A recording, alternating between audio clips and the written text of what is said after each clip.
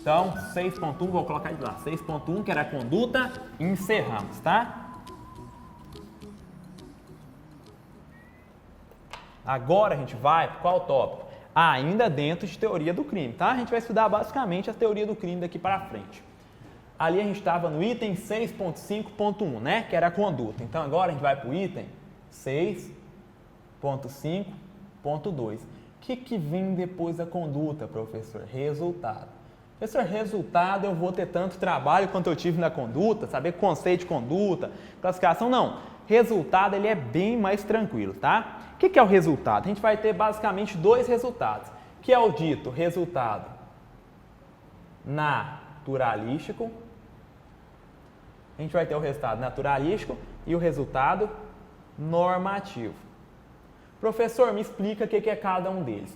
O resultado pode ser um resultado naturalístico ou normativo. Resultado naturalístico é uma modificação do mundo exterior.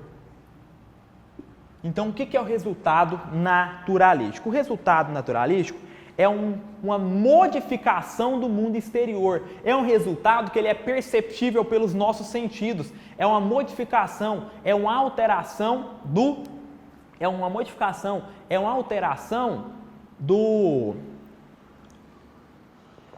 mundo exterior. Essa alteração, essa modificação do mundo exterior, ela é aferível, ela é perceptível pelos nossos sentidos. Então, resultado naturalístico é uma modificação do mundo exterior. Professor, me dá um exemplo. Gente, lembra lá, crime de dano, destruir, deteriorar ou inutilizar coisa alheia. Você vai, pega o celular do coleguinha e quebra ele todinho, começa a socar ele, quebrar, pisar, quebra ele inteirinho. Gente, pergunto, houve uma modificação do mundo exterior perceptível, aferível pelos nossos sentidos? Sim, gente, o celular que estava íntegro, agora está o quê? Está todo despedaçado aí pelo chão. Então, o resultado naturalístico é essa modificação do mundo exterior perceptível pelos sentidos. Então, você pegar o computador do amiguinho, jogar no chão e quebrar, pisar, já bater a cadeira em cima dele, vai haver uma modificação desse mundo exterior aferível pelos sentidos? Óbvio, o computador que estava íntegro agora está completamente destruído. Tranquilo? Então, resultado naturalístico é a modificação do mundo exterior. Gente, dentro de resultado naturalístico entra uma classificação de infração penal que às vezes cai em prova. Aqui dentro do resultado naturalístico a gente vai ter a classificação de crime material. Aqui dentro do resultado naturalístico a gente pode classificar o crime como material, como crime formal ou como crime. Qual que é o último, professor? De mera conduta. Então, dentro dessa análise do resultado naturalístico, o crime pode ser material, formal ou de mera conduta. Professor, o que é cada um desses? Vamos lá. Crime material. Vou ditar, tá? Eu vou ditar. O que é o tal do crime material? Beleza, vamos lá? O que é o tal do crime material? O que é o tal do crime material? Vamos lá? Aqui na frente, crime material, 2 pontos. Vou ditar. Tipo penal, o tipo penal descreve a conduta e o resultado. O tipo penal descreve a conduta e o resultado, vírgula. Sendo o resultado imprescindível à consumação do delito. Então, o que é o crime material? O tipo penal descreve a conduta e um resultado, sendo a ocorrência e a verificação desse resultado imprescindível para a consumação do delito. Notou? Crime formal. Vamos lá? 2 pontos. Crime formal. O tipo penal. Crime formal. Na frente, começa a anotar. Crime formal. O tipo penal descreve a conduta e o resultado, vírgula. O tipo penal descreve a conduta e o resultado. Sendo a ocorrência do resultado, tipo penal descreve a conduta e o resultado, vírgula.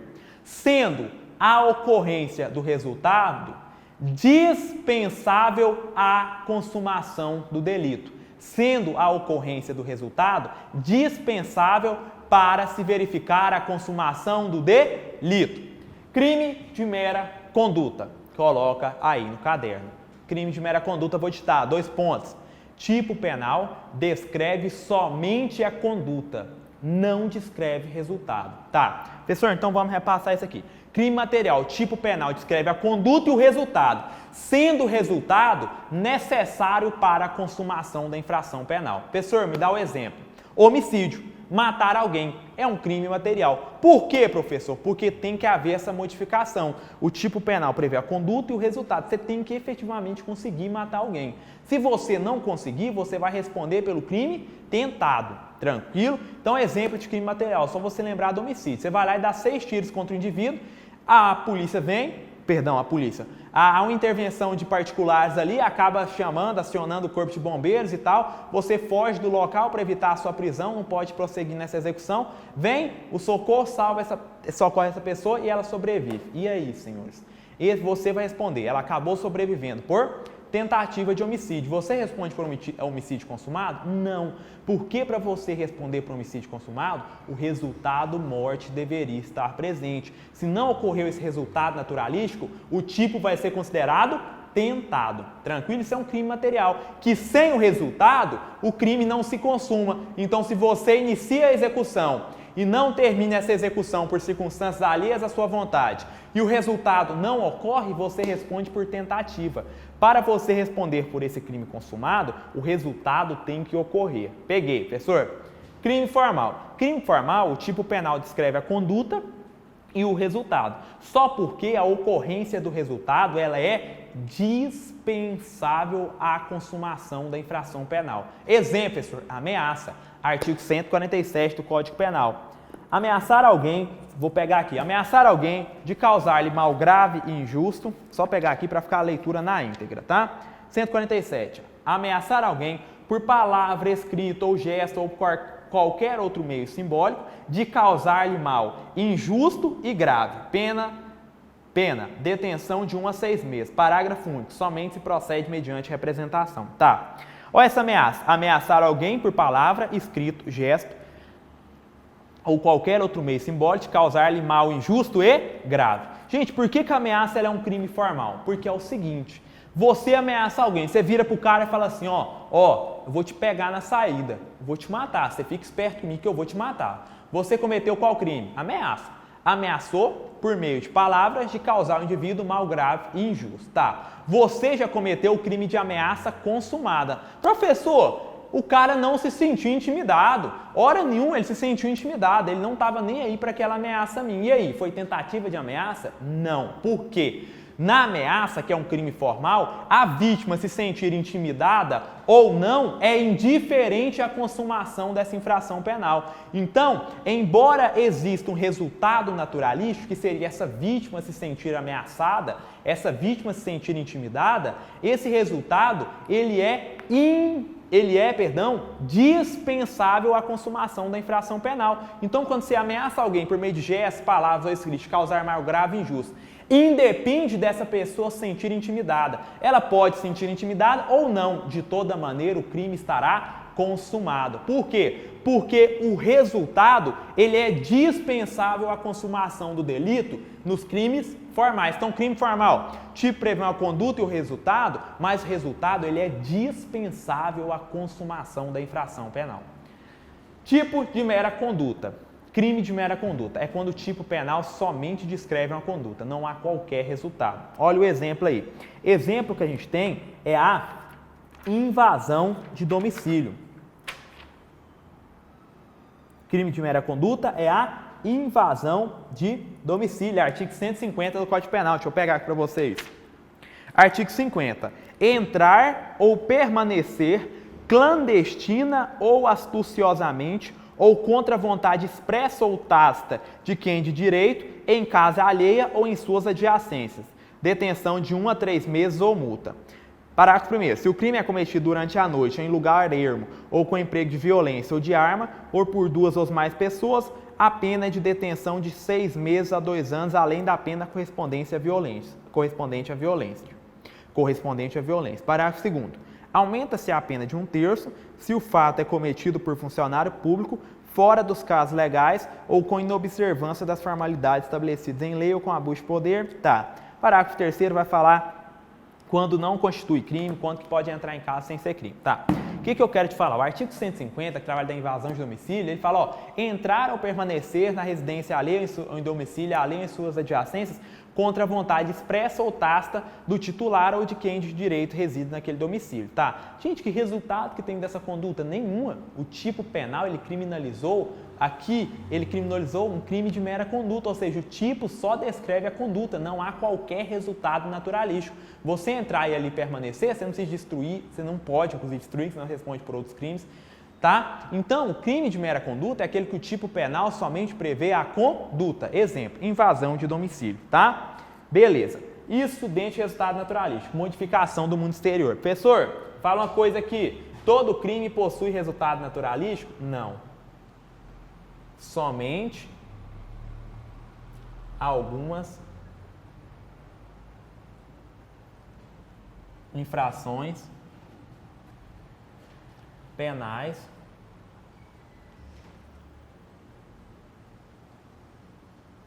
possuem resultado material. Então, todo tipo penal possui resultado material, né? Deixa eu colocar aqui direitinho. Então, todo tipo penal, ele possui resultado material? Não. Professor, que tipo penal que crime que é que não tem resultado material? Os crimes de mera conduta, entendeu? Então, os crimes de mera conduta, eles não possuem resultado material, tá? Então, todo crime possui resultado material. Errado. Crime de mera conduta não possui resultado material, beleza? Então, somente algumas infrações possuem resultado material. Todos os crimes possuem? Não. Crimes de mera conduta não possuem resultado material. Resultado normativo. O que é esse? Resultado normativo é a lesão ou perigo de lesão ao bem jurídico tutelado. Professor, o que é isso? Vamos lá. O AOBS aqui já, que para quem já está mais na frente, já mata. Aqui, gente, que é diferente. Todas infrações penais possuem. Então, olha a diferença, tá? Enquanto resultado naturalístico, que é a modificação do mundo exterior aferível pelos sentidos e só algumas infrações penais têm, e qual que não tem? Os crimes de mera conduta não possuem resultado naturalístico. O resultado normativo, que é a lesão ou perigo de lesão ao bem jurídico tutelado, essa toda infração penal tem que ter. Então, existem dois resultados. Resultado naturalístico, nem toda infração penal tem, que é a modificação do mundo exterior. Resultado normativo, lesão ou perigo de lesão ao bem jurídico tutelado. Essa toda infração penal possui. Ao bem jurídico tutelado. Essa toda infração penal possui. Todas as infrações penais possuem, tá? Beleza. Quanto ao resultado, era isso que eu tinha que falar para vocês. Disse que resultado era mais tranquilo, só resultado naturalístico, normativo. Naturalístico não é todo crime que possui, normativo todo crime possui. Olha que tranquilo isso aqui, tá? Então, se a sua prova falar, todo crime possui resultado material, é errado. Agora, se a sua prova falar, todo crime possui resultado normativo, aí tá certo, porque todo crime tem que haver lesão ou perigo de lesão ao bem jurídico tutelado, beleza? Resultado a gente fechou. Vamos para o próximo elemento do fato típico, que agora é o qual? Conduta, resultado, e qual que é o terceiro agora? Quem lembra? Dentro do fato típico, quem estuda conduta, resultado, o que você acha que a gente vai estudar agora? E aí, alguém lembra? Qual que é o terceiro? É o nexo de causalidade. Olha que beleza. Resultado foi, então dentro ainda de fato típico, 6.5 que é o fato típico, né? 6.5.3. Agora a gente vai estudar o que, professor?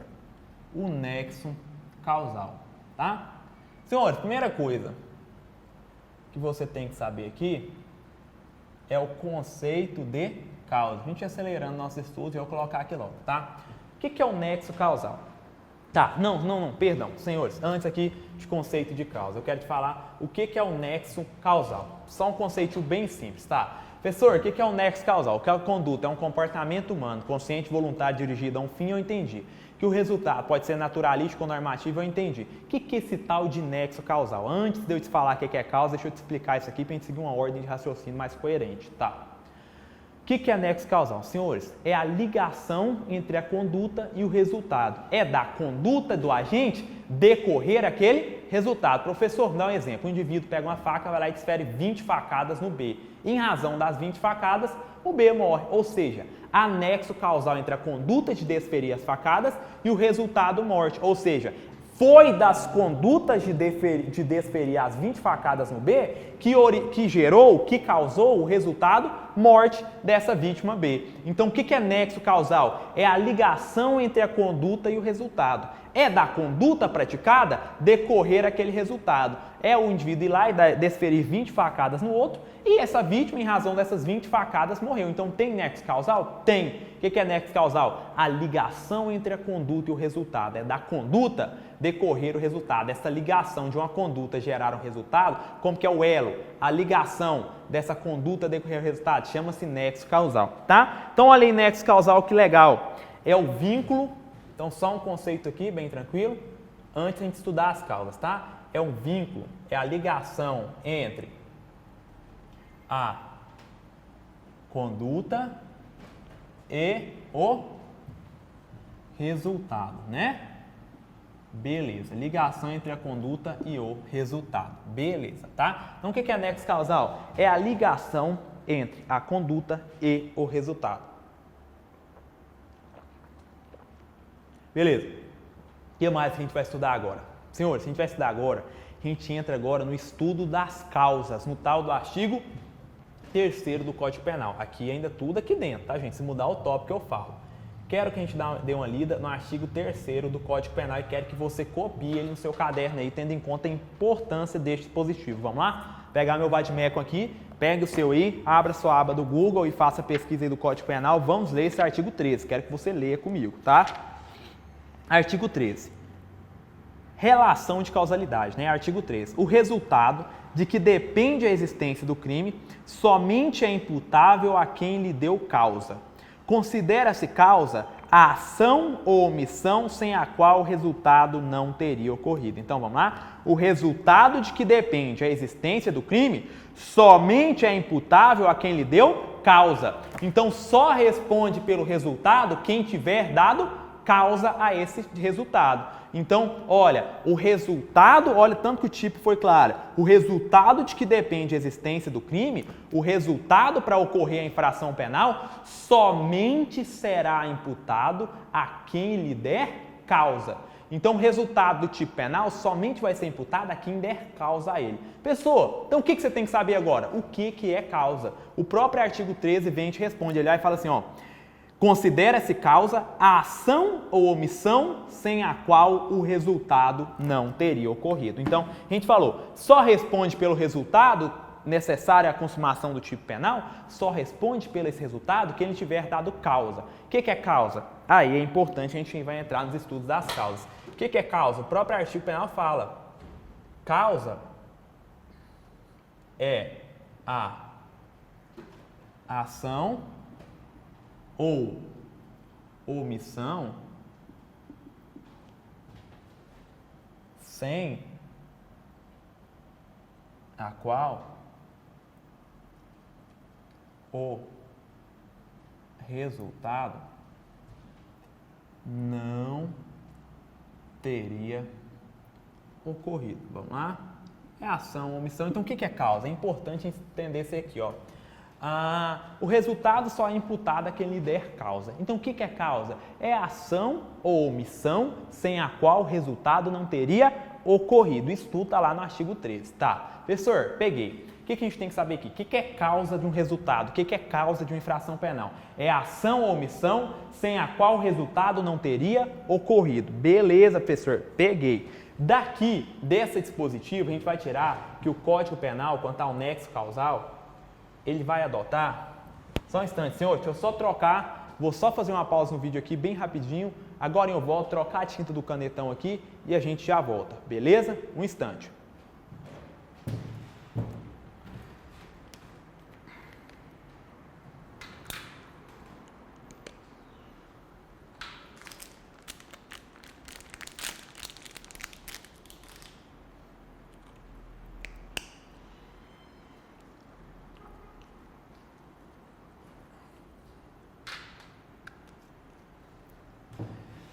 Beleza? Voltei. Vamos lá? Então tá. O que a gente vai tirar desse artigo 13 do Código Penal que fala que estuda a causa? Causa é ação ou omissão sem a qual o resultado não teria ocorrido. Aqui a gente tira que o Código Penal adotou quanto ao nexo de causalidade a teoria da equivalência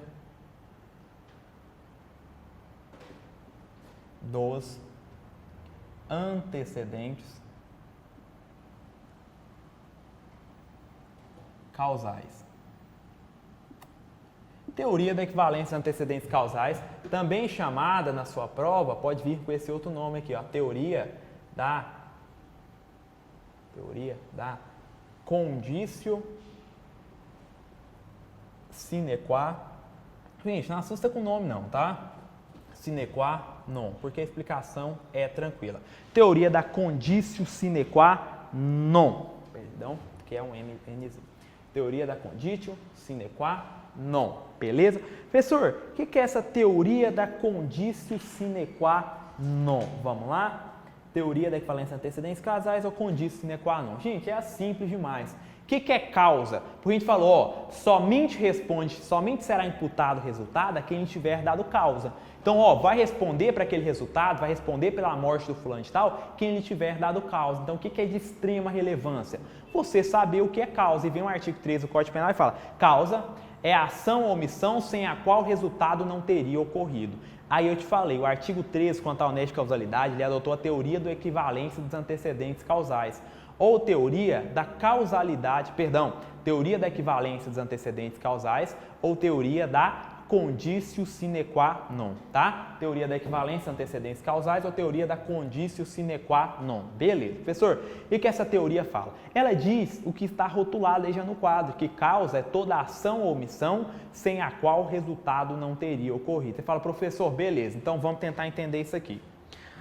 O que é causa? Vamos supor, o A matou o B. Então, beleza, peguei. O A matou o B. Tá, o A matou o B. Então, vamos pensar. Se a mãe do A não tivesse tido esse filho A, ele estaria ali vivo para ser autor desse delito? Não. Então, a mãe é a autora. Então, a mãe deu causa a essa infração penal. Se a mãe não tivesse nascido para dar luz a esse filho, também não haveria esse A ali para cometer aquele delito contra ele. Então, a mãe do A também seria responsável. Senhores, mas se não existisse a mãe do B, a avó do B, o que acontece? Essa teoria da equivalência dos antecedentes causais, ou teoria da causalidade, teoria da equivalência dos antecedentes causais, ou teoria da conditio sine qua non, ela regride ao infinito. Por quê? Porque ela é muito ampla, ela é muito aberta, ela fala, ó, causa é toda ação ou omissão sem a qual o resultado não teria ocorrido. Então, qual que é o problema? Ela vai regredir ao infinito, porque se a mãe daquele indivíduo que cometeu o fato criminoso não tivesse dado a luz a ele não existiria e não cometeria o fato. Se a mãe desse indivíduo não existisse, ela não existiria por consequência, não teria dado a luz a ele e tal. Quem é culpado também? A avó. E assim, essa teoria ela vai fazer uma regressão ao infinito. Então, qual que é o problema dessa teoria da equivalência dos antecedentes causais ou teoria da conditio sine qua non? Ela fala que causa é toda ação ou omissão sem a qual o resultado não teria ocorrido. Ela vai gerar uma regressão ao infinito. Professor, como que a gente resolve isso? Porque a gente não pode responsabilizar a mãe do cara pelo crime que o filho dela cometeu. Tá certo, né? Princípio da pessoalidade da pena ou intranscendência da pena. A gente já estudou aqui. Então, a mãe não responde pelo crime que o filho cometeu. O pai não responde pelo crime que o filho cometeu. Então, como que a gente vai resolver isso? Porque você está me falando que causa é toda ação ou omissão sem a qual o resultado não teria ocorrido. Se a mãe e o pai não tivessem tido esse filho, ele não existiria, esse indivíduo, ele não teria praticado a infração penal. Então, o pai e a mãe vão ser responsabilizados? Calma. Eu já estou te apresentando o problema dessa teoria. Ela regride ao infinito. Antes de eu te apresentar a solução, eu quero te apresentar uma segunda teoria que você tem que saber para estudar o nexo causal, o estudo das causas. Qual que é essa teoria? Teoria da eliminação hipotética de Farey. Então, para você descobrir o que é causa, você vai utilizar a teoria da equivalência antecedentes causais. Causa, toda ação ou omissão sem a qual o resultado não teria ocorrido. Mas só essa teoria basta? Não, você vai utilizar essa somada à teoria da eliminação hipotética de firing.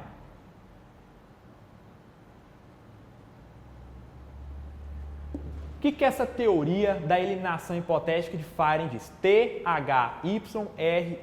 Às vezes minha letra é estranha, o nome não é, né? Um nome lá tão comum assim. Então vamos lá. Teoria da eliminação hipotética de firing. Ela vai dizer que causa é todo o fato que... O que a teoria da equivalência, teoria da eliminação hipotética vai dizer? Vou colocar aqui embaixo. Causa é todo fato que, caso suprimido mentalmente,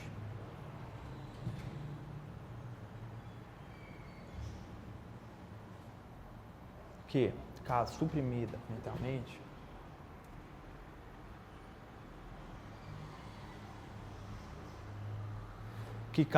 suprimido mentalmente, o resultado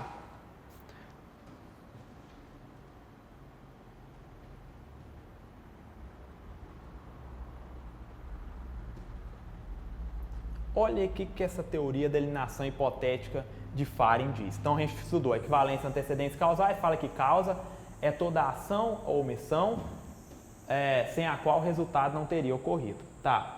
Então, a teoria da equivalência antecedentes causais fala causa é toda ação ou omissão sem a qual o resultado não teria ocorrido. Beleza, peguei. Professor, o que eu preciso saber mais? Você precisa complementar essa teoria. Eu preciso complementar essa teoria com a teoria da eliminação hipotética de firing. O que ela diz? Causa é toda situação que, se você suprimir essa causa mentalmente, essa causa não aconteceu, o resultado deixa de ocorrer também. Então, para ser causa, tem que ser uma situação que, se eu suprimir, se eu retirar ela, o resultado não acontece, o resultado deixa de acontecer. Então, vamos lá? Para a teoria da eliminação hipotética de firing, você vai pensar, professor, tem essa e aquela outra. Eu não sei quais são as causas. Você vai fazer assim, ó. Você suprime essa causa. Se o resultado continua acontecendo, é porque ela não é causa. Se você, ao suprimir determinada causa, o resultado deixa de acontecer, essa causa que você suprimiu, ela é tida como uma causa. Então, o que é causa? É todo o fato que, se você suprimir, se você retirar essa causa, o resultado não ocorre. Então, com isso, olha o exemplo aqui que a gente tem aqui do professor Rogério Sanches. O indivíduo querendo envenenar, o pai querendo envenenar o filho. Aí, o que ele faz? Olha, o pai vai envenenar o filho, ou como o professor aqui é o Alexandre Salim também traz na doutrina dele exemplos muito semelhantes que a gente tem na doutrina de modo geral. Rogério Sanches, Alexandre Salim trazem um exemplo assim, ó, o A quer matar o B, Rogério Sanches fala, o A quer envenenar o B, enfim. O A, ele vai querer matar o B, tá, o A quer matar o B, tá. Aí, ele vai lá e compra um revólver para poder utilizar como meio para poder executar esse plano delitivo de matar o B. Então, o A quer matar o B. Ele vai e compra um revólver. No dia da infração penal, ele passa numa cafeteria, toma um café e depois ele pega seu carro, vai ao encontro de B e desfere vários tiros contra B. Professor, e disso aí, o que é causa? A gente tem, antes dele executar esse plano delitivo, a gente tem ele adquirindo a arma, a gente tem ele o quê? Passando numa cafeteria para poder tomar café e a gente tem ele executando essa infração penal, ele desferindo esses tiros. E depois ele desferindo esses tiros contra B. E aí te pergunto, o que é causa aqui? Olha, vamos usar a teoria da eliminação hipotética de firing. Se ele não tivesse comprado a arma, o crime teria ocorrido como e quando ocorreu? Não. Então ele comprar a arma é causa, porque para a teoria da eliminação hipotética de firing, se você retira, suprime mentalmente aquela situação e o crime deixa de ocorrer, então ela é causa. Então pensa, ó, comprar a arma, o A comprou a arma. Se o A não comprasse a arma, vou suprimir mentalmente esse fato. O crime teria ocorrido quando e como ocorreu? Não teria. Então ele comprar a arma é causa. Se ele, segunda causa que a gente tem aqui, ele passou na cafeteria e tomou um cafezinho. Vamos lá. Ele tomar esse cafezinho dele, que é a segunda causa que a gente tem. Se ele deixasse de tomar esse café, o resultado teria ocorrido como e quando ocorreu? Teria, problema nenhum. Isso não influencia de maneira direta na ocorrência resultado. Então ele ter passado na cafeteria, ele ter tomado esse café dele, ou ele ter fumado um charuto antes, vão ser considerados causa? Não, porque se eu retiro esse fato, se eu suprimo esse fato mentalmente, o resultado continua acontecendo. Causa são só as situações que, caso eu a suprima mentalmente, o resultado deixa de ocorrer. Se ele não tomasse o cafezinho, ele teria plenas condições de, ainda com a arma que ele comprou, ir lá e executar o fato delitivo, ir ao encontro e executar o fato delitivo. Então, causa aqui vai ser o quê? Ele ter comprado essa arma. Tranquilo? Tá. Beleza. Então, a gente fez a teoria da eliminação hipotética de falha. O que é causa? É tudo aquilo que, se você suprimir mentalmente, o resultado não acontece. Beleza. Professor, tá. Com essas duas teorias eu resolvo o problema, eu vou descobrir o que é causa? Não. Isso aí é o que a gente vai denominar de causalidade objetiva. Essas duas teorias, elas são suficientes para determinar o que é causa ou não do delito? Não, porque pensa comigo, olha aqui. O indivíduo comprou a arma para matar o B. A gente falou que isso é causa. Para ele ter comprado essa arma, alguém tem que ter o quê? Fabricado essa arma, entendeu? Então a fabricante dessa arma também responderia, porque se a fábrica não fabrica a arma, o A não compra a arma e o A não teria arma para matar o B. Então a fábrica de armas também é causa, uma fábrica e qualquer que seja ela, ter fabricado esse armamento também é causa? É, porque suprime. Não existe mais a fábrica fabricando essa arma. Teria como ele adquirir essa arma? Não, ele não adquiriria essa arma. Se ele não adquirisse essa arma, e o resultado teria ocorrido como e quando ocorreu? Não. Então, olha para você ver, a fábrica ter fabricado a arma, ele ter adquirido essa arma, tudo são causas. Professor, e aí? Até o fabricante da arma responde: ah, professor, a mãe dele. Se a mãe dele não tivesse dado a luz a ele não existiria e ele não estaria ali e o A não teria matado o B. Então a mãe dele ter dado a luz, ter dado essa gestação a esse indivíduo A que futuramente cometeu esse delito, a mãe também vai responder por esse fato, porque de acordo com a teoria da equivalência dos antecedentes causais e eliminação hipotética de Farey, se você suprimir o nascimento desse indivíduo, ele não existiria, ele não estaria presente ali naquele fato e ele não teria praticado aquele crime. Então a mãe da luz é causa, a mãe da luz é causa, a fábrica de armas ter fabricado a arma é causa, ele ter comprado a arma é causa. Professor, então a fábrica de armas vai responder pelo crime, quem fabricou essa arma, a mãe dele vai responder por esse crime? Não. Então concentra que a gente vai resolver esse problema agora. A teoria da equivalência antecedentes causais e a teoria da eliminação hipotética de Farey, elas não resolvem o problema de descobrir o que é causa, porque elas vão regredir ao infinito. Então essa tal de causalidade objetiva, que é a equivalência dos antecedentes causais, somada à teoria da eliminação hipotética de Farey, quando você soma a equivalência dos antecedentes causais mais a teoria da eliminação hipotética de Farey, a gente tem a causalidade objetiva. Essa causalidade objetiva, ela não é suficiente para delimitar o que é causa, porque ela regride ao infinito. O cara que fabricou a arma vai responder: ah, mas se não tivesse os materiais para fabricar essa arma, a fábrica não teria fabricado. Então quem fabricou os materiais para fabricar a arma adquiriu para fabricar essa arma? Responde: essa causa, ela vai regredir ao infinito. Essas duas teorias, a causalidade objetiva, que é a soma dessas duas teorias, ela regride ao infinito. E aí, por fim, você vai ter como que eu vou saber quem responde ou não por esse delito. Aí você complementa, você vai falar com você vai complementar aqui com a informação de que a responsabilidade no direito DP, tá? No direito penal, a responsabilidade no direito penal é subjetiva. Ou seja, só responderá quem agir com dolo ou culpa. Senhores, olha aqui. O que a gente tem aqui agora?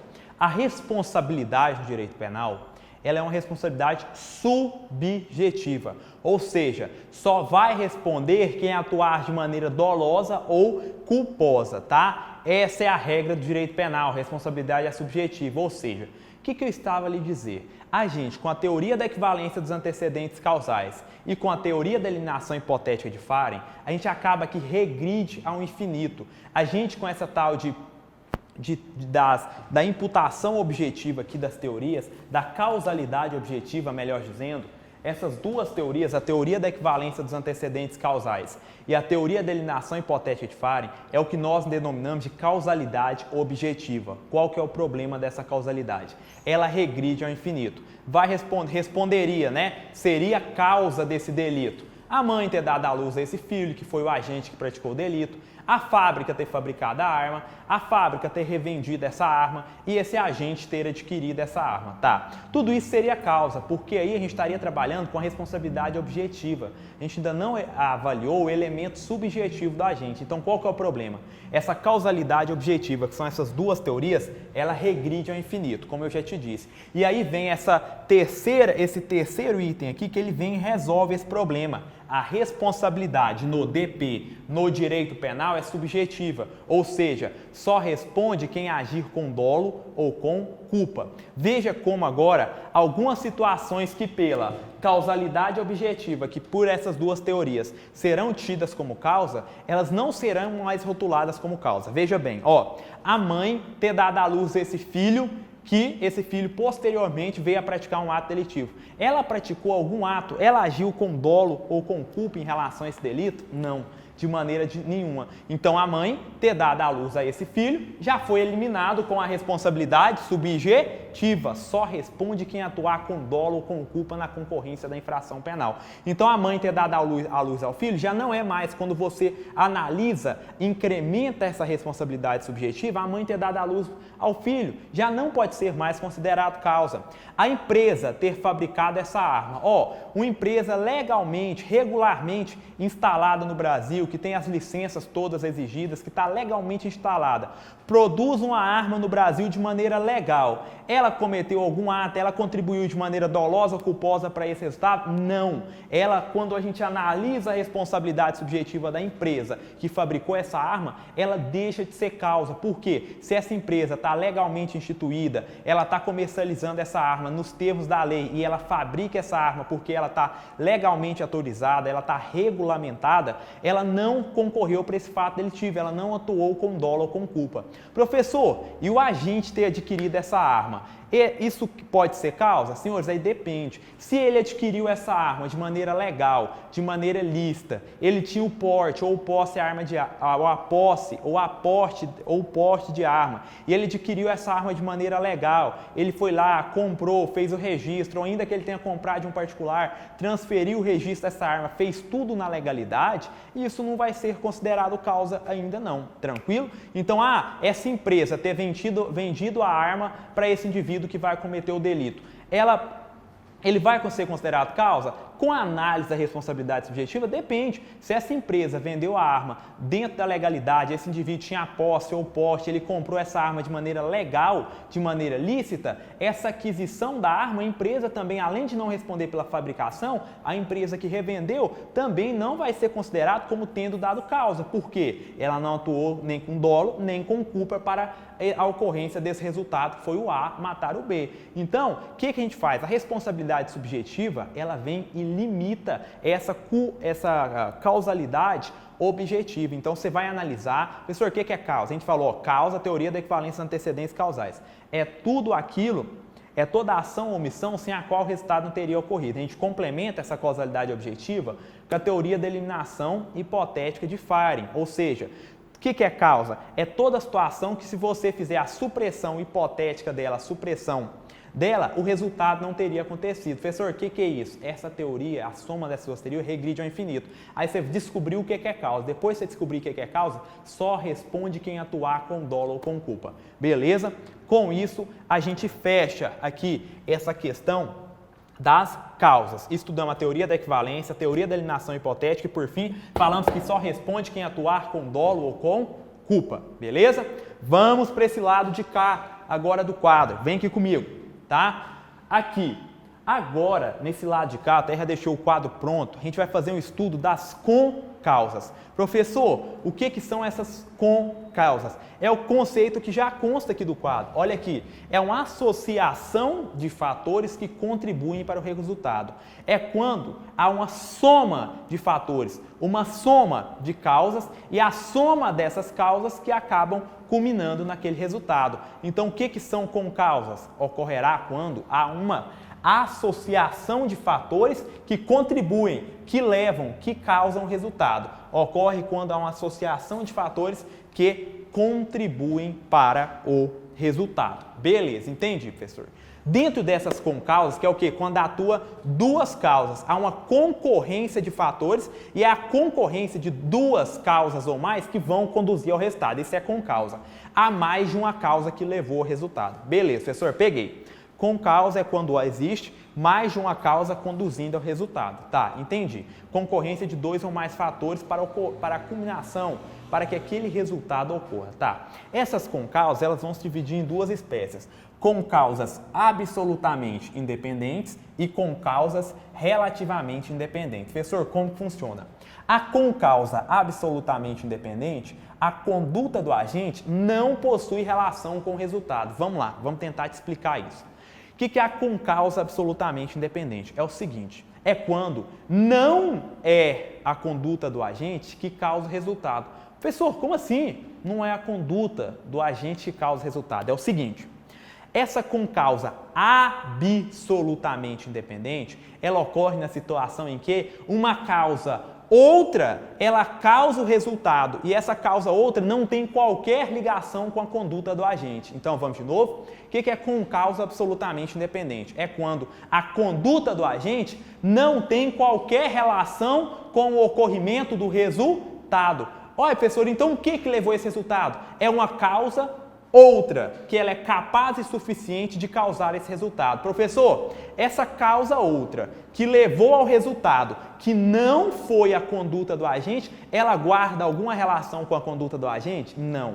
É quando, então o que é a concausa absolutamente dependente? É quando uma causa outra, que não a conduta do agente, ela produz o resultado. E há alguma ligação entre essa causa outra que levou ao resultado e a conduta do agente? Não. Por isso que ela é tida como concausa absolutamente independente, beleza? Então, o que é uma concausa absolutamente independente? É quando a conduta do agente não tem qualquer relação com o resultado. Professor, o que gerou o resultado? Conduta outra, causa outra, que não a conduta do agente. Então, vamos lá. Essa causa absolutamente independente que gera o resultado, que não foi a conduta do agente, pode ser anterior, concomitante ou superveniente, tá?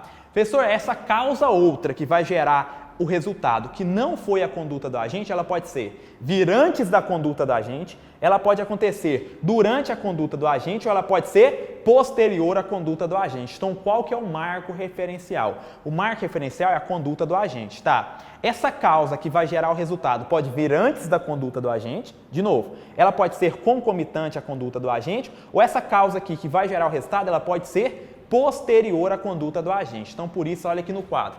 Causa absolutamente independente anterior ou pré-existente. A causa efetiva do resultado, ela vem antes. Olha, a causa do resultado está aqui, a conduta do agente está aqui.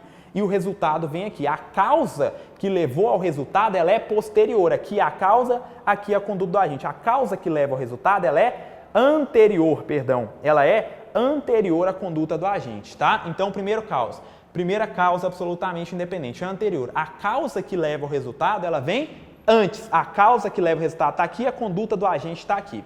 A concomitante. A causa que vai gerar o resultado, ela ocorre concomitantemente com a conduta do agente. Conduta do agente e causa que gera o resultado vão se dar ao mesmo tempo. E ainda pode ocorrer a causa absolutamente independente superveniente. É quando a conduta do agente já foi praticada e a causa que gera o resultado, ela é posterior à conduta do agente. Professor, me explica isso aí, dá exemplo. Vamos aos exemplos que ajudam muito. Recomendação. Pausa o quadro e copia os conceitos, tá? Pausa aí, faz a pausa aí na sua casa e copia esses conceitos que eu vou te dar exemplo de cada uma delas. Se você quiser, até copia esse exemplo aqui, pule 3 linhas aí, copia aqui causa absolutamente independente anterior, pule 3 linhas para você anotar o exemplo. Causa concomitantemente, causa absolutamente independente concomitante, copia o conceito, pula mais 3 linhas, tá? E causa absolutamente independente superveniente, mais 3 linhas com o exemplo, tá? Vamos dar um exemplo de causa absolutamente independente anterior à conduta do agente. Como funciona isso? Pensa assim, ó. A esposa, querendo matar o seu marido, atuando com dolo, com ânimos necande, ela quer matar o seu marido, ela vai e serve um café envenenado para ele. Ela serve um café envenenado para ele às 8 horas da manhã. Então, a esposa, querendo matar seu marido, ela serve um café envenenado para esse marido às 8 horas da manhã. Beleza, peguei, tá? Aí esse marido dela, esse indivíduo, você está esperando ele na porta do trabalho. Esse marido dela é um desafeto seu. Ele é um desafeto seu e às 9 horas você está aguardando ele na porta do trabalho. Quando ele chega na porta do trabalho, já tinha ingerido o veneno no café da manhã pela esposa e você, às 8 da manhã, às 9, você está aguardando ele na porta do trabalho. Assim que ele chega na porta do trabalho, você saca seu revólver e desfere 5 tiros contra ele, com ânimos necante, com vontade de matar. Você desfere 5 tiros contra ele. Populares ali fazem o socorro dele, leva para o hospital. No hospital, ele morre não em razão dos ferimentos do tiro que você deu, mas sim em razão do envenenamento da esposa, que ocorrerá às 8 da manhã. Então vamos repassar. Você quer matar um indivíduo aí. Você aguarda ele na porta do trabalho dele às 9 horas da manhã. Fala, ó, quando ele chegar aqui, eu vou atirar contra ele, vou disparar os 5 tiros que eu tenho na agulha aqui e vou matar ele, tá? Você espera ele às 9 da manhã. Pois bem, eis que chega ele na porta desse trabalho. Às 9 da manhã, você vai e dispara 5 tiros contra ele. Ele cai no chão, você atua com ânimos necande, você atua para matar. Você, com a intenção de matar, desfere 5 tiros nesse indivíduo. Na porta do trabalho dele às 9 da manhã. Ele é socorrido por populares e vai para o hospital. No hospital ele morre, realmente ele morreu. Aí vem a causa da morte. A causa da morte não foi os ferimentos do seu disparo, foi o envenenamento. A mulher dele, às 8 da manhã, tinha servido café envenenado para ele com a intenção de matá-lo. E aí, o que gerou a morte? Ele morreu em razão dos ferimentos do seu disparo? Não, ele morreu em razão de uma causa anterior absolutamente independente. O que matou ele? Foi o seu disparo aqui às 9 da manhã? Não. O que levou à morte foi o envenenamento. O café que a esposa serviu envenenado para ele às 8 da manhã que levou à morte dele. Então você que tentou matar ele, você responde por tentativa de homicídio. Professor, ele não morreu? Morreu, mas eu te pergunto, ele morreu por conta dos seus disparos ou ele morreu em razão do envenenamento? Ele morreu em razão do envenenamento e não em razão das lesões provocadas pelo seu disparo. Então você que está esperando ele na porta do trabalho responde por tentativa de homicídio. Tranquilo? E a esposa dele? Por homicídio consumado. Professor, essa é uma hipótese de causa absolutamente independente anterior. Por que anterior? Você praticou a conduta de desferir 5 tiros contra ele com a intenção de matar às 9 da manhã. Ao meio-dia, ele morre porque os populares socorreram ele e levaram ele para o hospital. Ele morreu ao meio-dia. Beleza, mas sai o resultado lá. Ele não morreu em razão das lesões, dos disparos. Ele morreu em razão do envenenamento. Ele tinha sido envenenado às 8 da manhã pela esposa dele. Então, olha, o que levou à morte não foi a sua conduta, foi uma causa anterior à esposa tê-lo envenenado, foi uma causa anterior absolutamente independente. A esposa envenenado não guarda qualquer ligação com a sua causa que posterior. Então, o que é uma causa absolutamente independente anterior? A causa que gera o resultado, no nosso exemplo envenenamento, ela vem antes da prática da conduta do agente. Então, e o agente que desferiu os tiros contra ele? Ele vai responder por tentativa de homicídio, tá? Exemplo de causa absolutamente independente concomitante. É assim, ó. Causa absolutamente independente concomitante é assim. A esposa, querendo matar o marido, ela serve para ele café envenenado. No momento em que esse marido está ingerindo esse café envenenado, mas antes dele fazer efeito, a esposa já serviu o cafezinho envenenado. A gente está tratando da causa absolutamente independente concomitante, tá? A causa do resultado e a conduta do agente são no mesmo momento. Vamos lá. A esposa serve o cafezinho envenenado para o marido. Quando ele está lá tomando o café, ingerindo, o veneno ainda não fez efeito. Ele está lá tomando o café, alguém entra na casa, um inimigo dele invade a casa, entra ali e desfere 5 tiros contra ele e ele, cai morto ali naquele momento. Em razão do envenenamento? Não, em razão dos 5 tiros que ele levou. Pergunta, olha, a conduta da esposa e a causa absolutamente independente que levou à morte foram ao mesmo tempo. Só porque ele morreu pelo envenenamento da esposa ou ele morreu pelo disparo, pelos 5 tiros que esse desafeto dele disparou contra ele, em razão dos tiros. Então a esposa, ela vai responder pelo quê? Tentativa de homicídio. Por quê? Houve uma causa absolutamente independente concomitante. Professor, e por fim, o que é a causa absolutamente independente superveniente? É o seguinte, a conduta do agente está aqui e a causa que vai gerar a morte, a causa absolutamente independente, ela vem após a conduta do agente. Professor, exemplo, a esposa, ela serve o cafezinho envenenado para o marido às 8 da manhã. Cafezinho da manhã ali, 7 horas da manhã. Tá, 7 horas da manhã, a esposa serviu o café envenenado para o seu esposo. Tá, aí ele sai para o trabalho. Às 10 horas da manhã, o que acontece?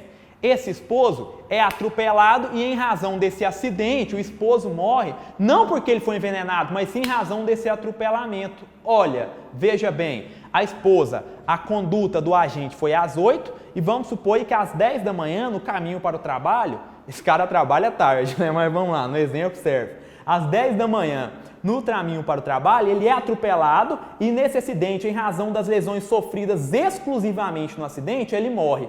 A causa que gerou o resultado veio antes ou depois da conduta do agente? Depois, olha, conduta do agente envenenar, 8 da manhã. Acidente que causa a morte, 10 da manhã. Então, olha, a causa que gerou a morte, ela é posterior, ela foi às 10 da manhã. Ela é posterior à conduta do agente. Causa absolutamente independente superveniente. Quando a causa que leva ao resultado, ela ocorre depois da conduta do agente. Senhores, o que é o X da questão aqui? O que é que pode te ajudar a acertar questões de prova? Nas causas absolutamente independentes, o agente que teve o seu intento frustrado sempre responde por tentativa. Mais uma vez, nas causas absolutamente independentes, o agente que não alcançou o resultado em razão de uma causa absolutamente independente, que deu causa ao resultado antes da atuação da vontade dele, antes da atuação daquela conduta dele, esse indivíduo que não alcançou o resultado em decorrência de uma causa absolutamente independente, esse indivíduo sempre vai responder por tentativa, tá? Beleza, pegou? Causa superveniente relativamente independente. Vamos lá? Então, causa superveniente relativamente independente. Tá. O que você tem que saber? Aqui, as causas, na causa superveniente relativamente independente, as causas se conjugam para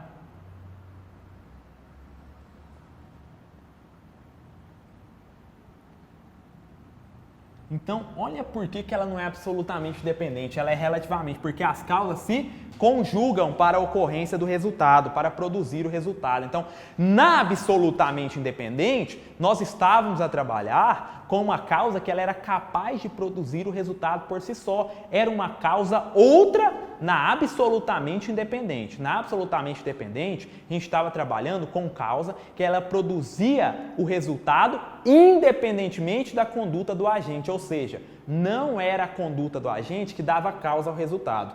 Na causa relativamente, nas concausas relativamente independentes, nas concausas relativamente independentes, ocorre uma conjugação de causas, uma conjugação de fatores que vão levar à produção do resultado. Então, nas relativamente independentes, você vai pensar assim, foi uma causa que por si só, independente, causou o resultado? Não. Aqui é uma conjugação. Na relativamente independente,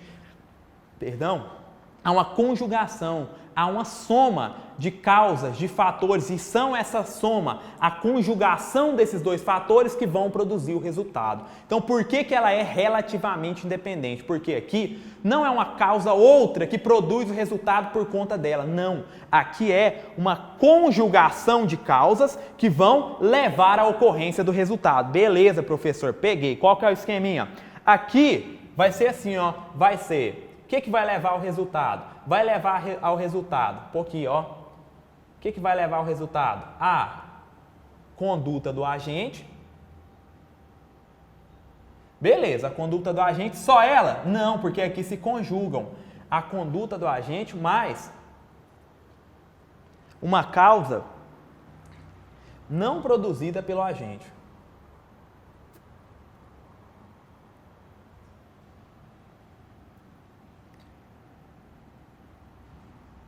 Então, o que é o seguinte, as causas se conjugam, vai somar a conduta do agente mais uma causa não produzida pelo agente, tá? Beleza? Vamos lá, passar por isso aqui. Aqui é a mesma coisa, ela pode ser o quê? Anterior, essa causa relativamente independente pode ser o quê? Primeira, ela pode ser anterior. Então, nós podemos ter uma causa relativamente independente anterior. Tá, é assim, ó. Aqui, ó o esqueminha, vai ser uma causa pré-existente, tem uma causa pré-existente, e essa causa pré-existente, ela se soma à conduta do agente. Essa causa pré-existente, ela se soma à conduta do agente, e aí ocorre o quê? Ocorre o resultado. Olha essa aqui. A causa pré-existente, existe uma causa anterior à conduta do agente e essa causa anterior se soma à conduta do agente e conduz ao quê? Ao resultado. Vamos lá. Dá um exemplo disso aí, professor. É o seguinte, o A, com objetivo, com a intenção de matar o B, desfere várias facadas nesse B.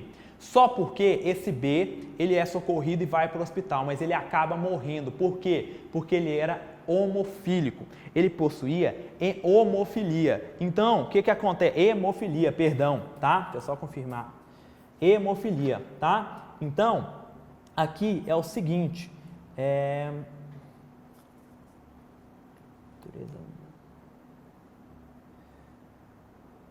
De hemofilia, tá? Perdão. Então, aqui é o seguinte.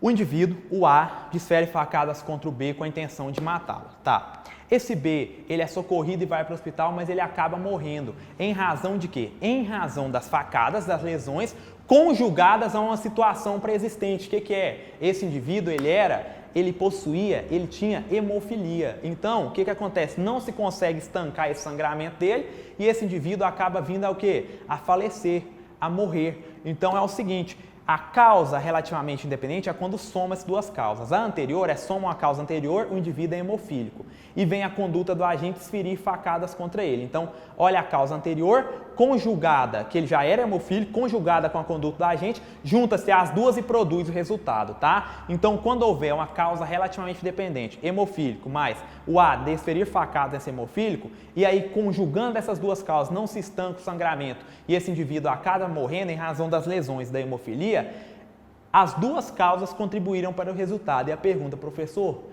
e o indivíduo que desferiu as facadas, o A que desferiu as facadas contra B, responde pelo quê? Por homicídio consumado, tá? Professor, mas não teve a hemofilia ali e tal? Teve. Na causa relativamente independente, na anterior, quando se conjuga uma causa pré-existente com a conduta do agente, o cara é hemofílico, o A vai e desfere facadas nesse hemofílico. Ele morre das lesões e as complicações da hemofilia se conjugaram, levou à morte. O indivíduo A responde por homicídio consumado. Pegou? Tá. Aqui tem uma parte da doutrina que ela vai falar assim, ó, esse indivíduo, para ele responder aí por esse homicídio consumado, ele tinha que ter conhecimento da situação de dessa vítima B, ser hemofílico. Então, a parte da doutrina sustenta assim, ó, beleza, o A desferiu facadas contra B em razão dos ferimentos conjugados ao fato dele ser hemofílico, dele possuir hemofilia, ele morreu, tá? Mas uma parte da doutrina sustenta assim, ó, ele responde por homicídio consumado desde que ele tivesse conhecimento dessa situação, ele tivesse conhecimento de que o B era hemofílico, ele possuía hemofilia, tá? Beleza. Vamos lá. A causa ainda pode ser concomitante. Lembrando aqui, ó, na causa anterior, o homicídio é consumado. Beleza. Essa causa pode ser o que ainda? Concomitante. Senhores, o que é isso? Vai ser a conduta do agente, mais uma causa, que vai ser a conduta do agente, mais uma causa concomitante. conduta do agente associada a uma causa concomitante. Professor, dá um exemplo disso aí para me entender. Tá. Causa relativamente independente é assim, congregam-se duas causas. Aqui a conduta do agente vai juntar a uma causa concomitante que aconteceu naquele momento e as duas produziram resultado. Tá, vamos lá. O A atira em B.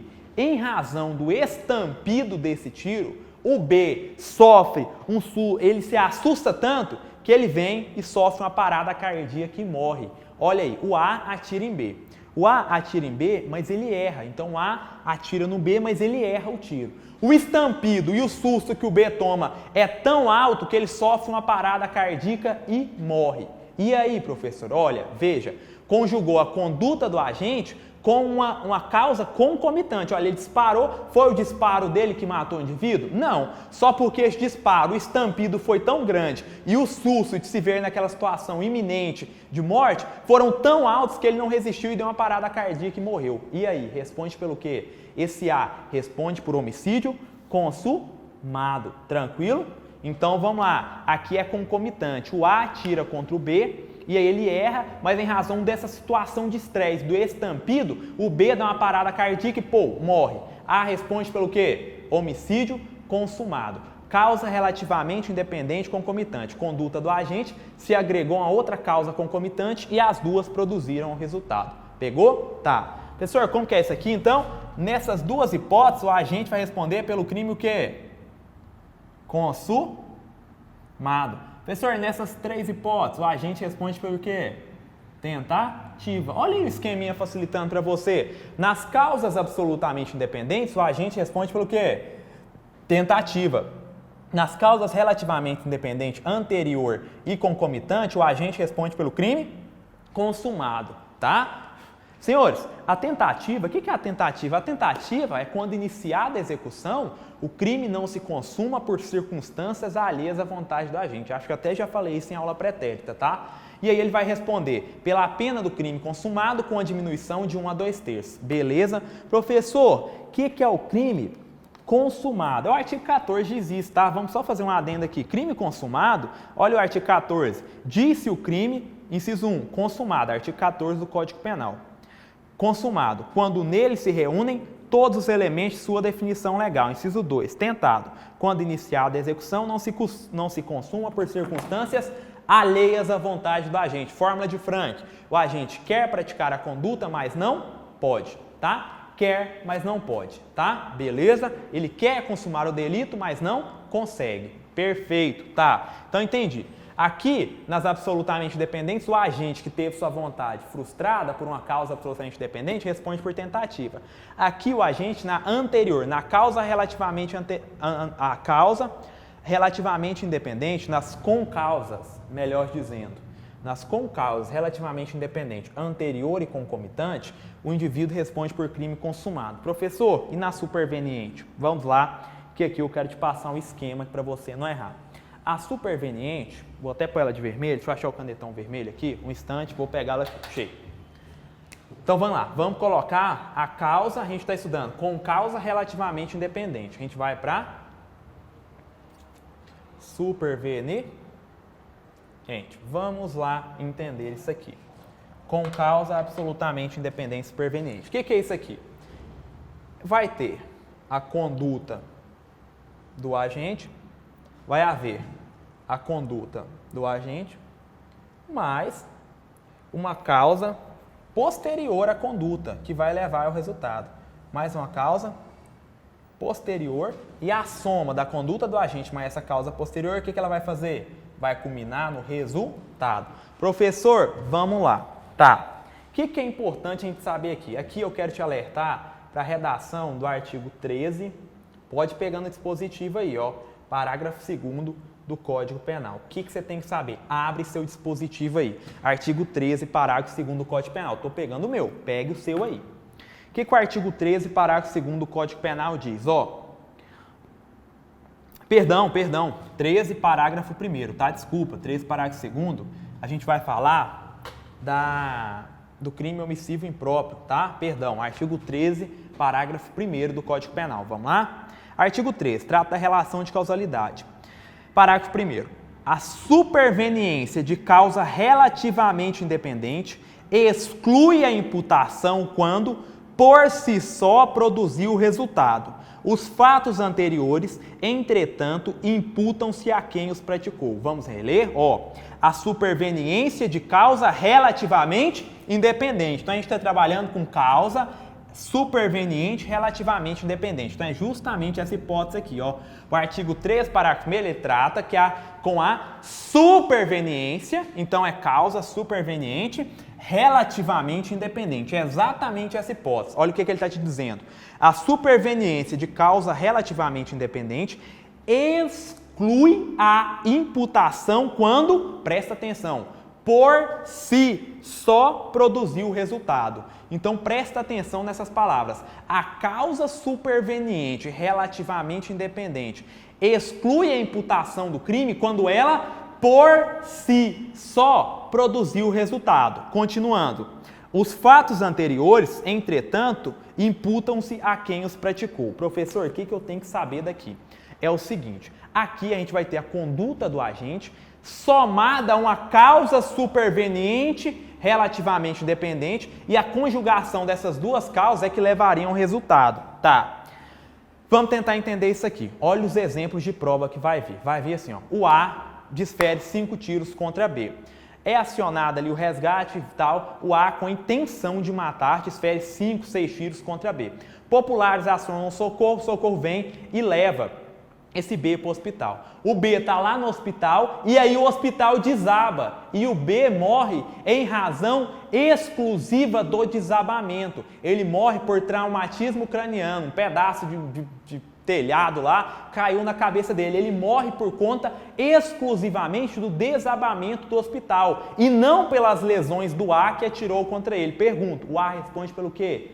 Tentativa de homicídio, por isso que está de vermelho. Foge à lógica dessas duas outras. Outro exemplo de prova. O A atira contra o B. Aí a ambulância vem com a intenção de matar. O A com a intenção de matar desfere alguns tiros contra o B, tá? Populares acionam ali o resgate vem e pega. Quando o resgate estava levando ele no caminho para o hospital, o que acontece? A ambulância capota e em razão dos ferimentos sofridos exclusivamente nesse capotamento, o indivíduo morre. E aí? O que acontece? O A responde pelo quê? Tentativa de homicídio. Trata-se de causa superveniente relativamente independente que, por si só, ela é capaz de produzir o resultado. Fala, professor, é sempre isso? Não. O A só vai responder pela tentativa de homicídio quando a causa for relativamente independente, superveniente, e essa causa posterior, ela for capaz de por si só produzir o resultado. Então, quais são os exemplos de prova? A ambulância que está socorrendo o ferido que capota, o hospital que desaba, o A desfere tiros contra o B, é socorrido, vai para o hospital, chega no hospital, o hospital pega fogo e ele morre queimado e não em razão dos disparos. Nessas hipóteses todas, o A responde pelo quê? Tentativa de homicídio. Professor, por quê? Se concentra.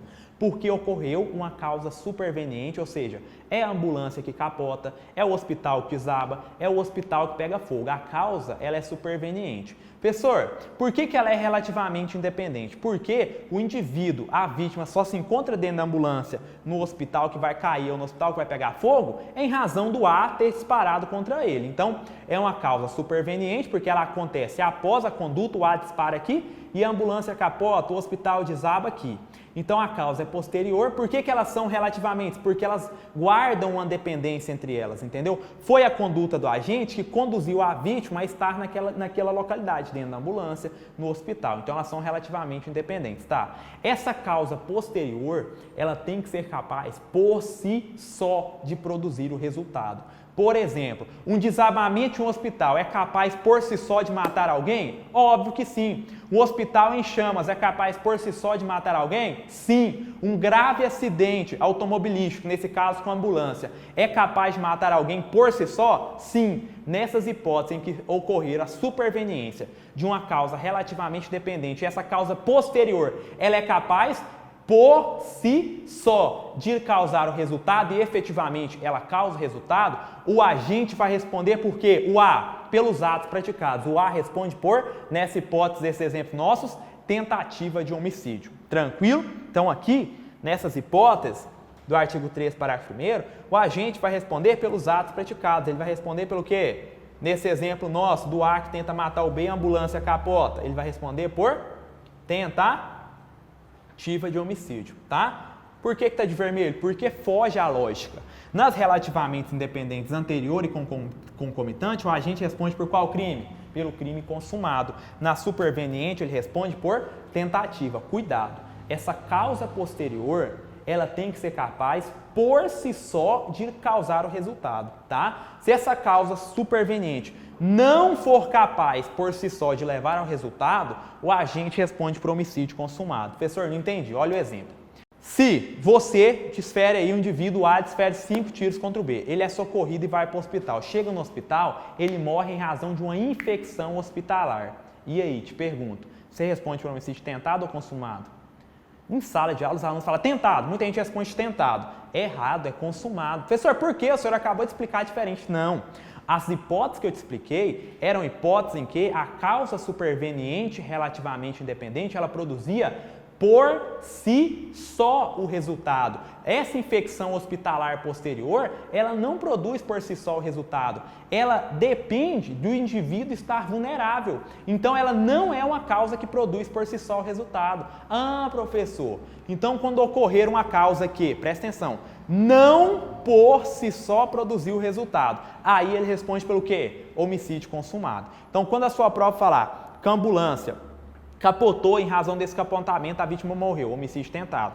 O hospital caiu, e em razão do desmoronamento o indivíduo morreu, homicídio tentado. O hospital pegou fogo onde a vítima estava e ele morreu queimado, homicídio tentado. Agora, cuidado com situações. Algumas situações, tem até jurisprudência nesse sentido, elas são entendidas como não por si só, são causas que não são capazes de causar o resultado por si sós. Exemplo, infecção hospitalar. Infecção hospitalar é tida como causa por si só que causa resultado? Não. Então, infecção hospitalar, o indivíduo, se ele atirar contra alguém, o indivíduo vai para o hospital e ele morre por infecção hospitalar, quem atirou responde por homicídio consumado, beleza?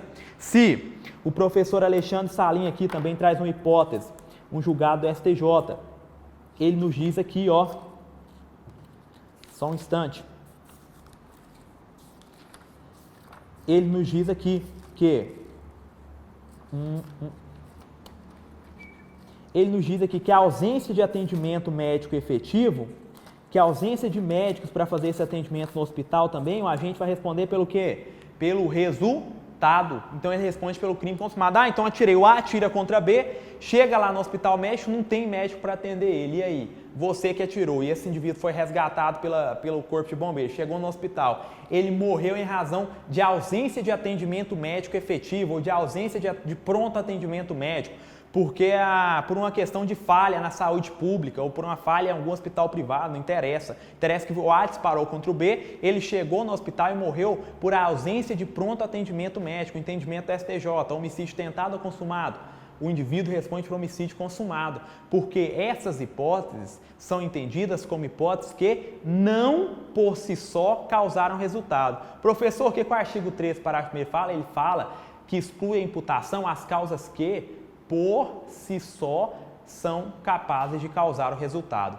Tranquilo, senhores? Com isso, a gente termina o estudo das concausas, tá? Deixa eu ver se eu consegui ler mais alguma coisa aqui. Não. Senhores, vamos fazer uma pausa aqui. No próximo bloco, a gente volta para estudar o último elemento do fato típico, que é a tipicidade. Já estudamos a conduta, o resultado e acabamos de estudar o nexo causal. De novo, Badu? Estudamos. Nexo causal. Nexo causal. Nexo causal. Então, na próxima aula, a gente vai estudar a tipicidade, que é o último elemento do fato típico, tá? A gente volta na última aula estudando a tipicidade e encerramos o fato típico, partimos para a ilicitude, beleza?